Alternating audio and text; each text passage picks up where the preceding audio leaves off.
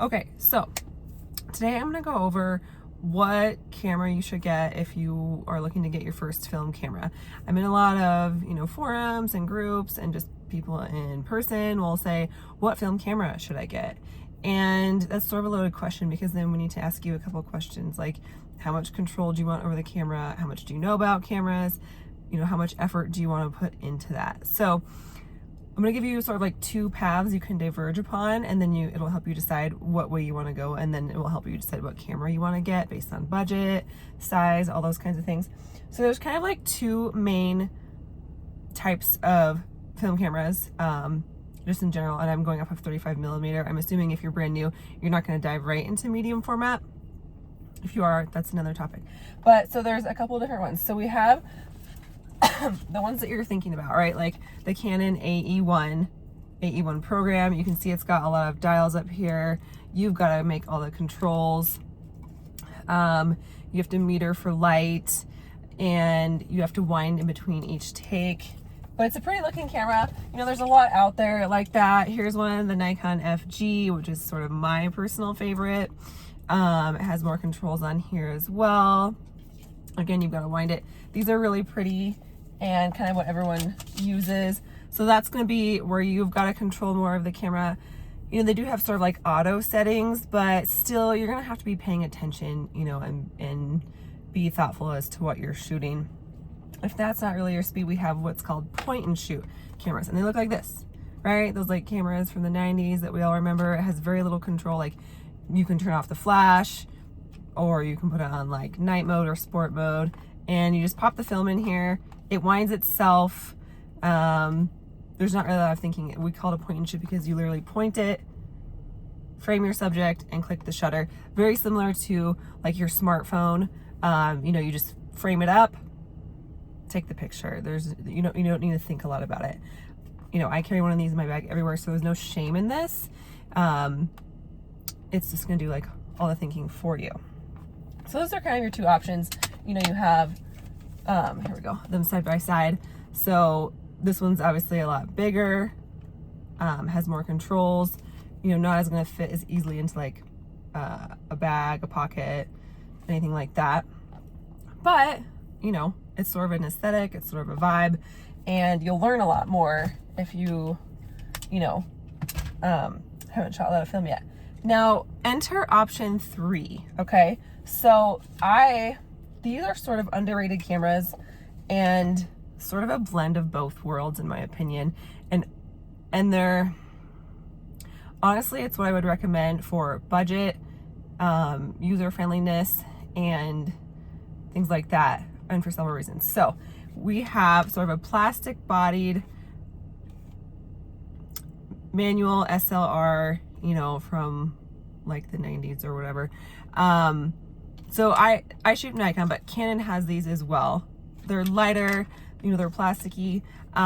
They have a full manual setting here, so you can do all the controls yourself. But if you're like, I'm not there yet and I'm still kind of learning, you can also pop it on auto. Has an auto feature, okay? I use that sometimes if I'm tired, if I just want, a quick snap or something like that. The other great thing about these is if you already shoot digitally, some people come over from digital, some people just dive into film as their first venture into cameras in general. But for Nikon, these use all the F-mount lenses. So if you already have those, you can use them on here.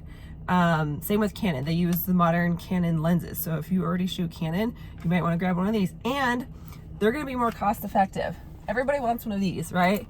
So you see everybody using, they're cool looking. They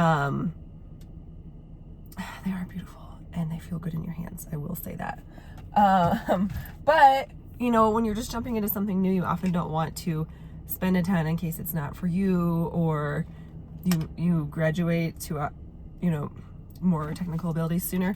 So I would recommend these. They have, like, for Nikon, they have the N55, 60, 65, 70, and 75. And they also have, these, like, you can find them with these like 90s kit lenses on them, and that works just fine, honestly. So yeah, I would say you know, ask yourself if you want a point and shoot or you want the full SLR. But honestly, this is such a good mix of both that I would recommend getting one of these. And Minolta has them, you know, Canon has them. Let's see, what other brands? There are other brands, but if you already shoot like Canon or Nikon, this is gonna be great because you can use your current lenses on these. So I've shot like a full elopement on this before, and I loved pretty much 99% of the images. I mean, I think the keep rate on that was like 99%. It was super high. I was using it on manual, so I was controlling everything, but I also did have my nicer F mount glass on there that I use currently, which does help. But again, these are great for if you're just starting out. They're not very expensive, and they're going to give you the best of both worlds. You're going to have that auto, and you're going to be able to do manual. So you can, if you try manual, you know, and you're not there yet, you can back off and go back to auto. They're great. They're workhorses. So I would recommend this. I know it's not as pretty as the Canon AE1 or those, you know, chrome SLRs, but I promise you this will be a great first choice for you. So that is that. Let's just recap. We have the point and shoot. You just frame it up and shoot. Then we have, you know, there's no thinking there. And then we have the mechanical SLRs. They're beautiful, but are more expensive and require more work on your end. And then we have that third option that I recommend, which is a mix of both. It has manual and auto settings, and it'll just work for you. So that's that. You may be asking yourself, why are you recording in your car? And that's a good question also. Sometimes I don't feel like using my external mics, and the you know, like the audio in here is better because it's enclosed. It's not a giant room where things can, you know, echo off. And yeah, that's pretty much it. And the light in here is pretty good. You know, I'm outside, but I'm in the shade. So that's that. So if you have any questions or, you know, anything, if you're just getting into film, I'd be happy to answer them. But I feel like that's a good starting point, and it answers a question that I see a lot on those forums or in person.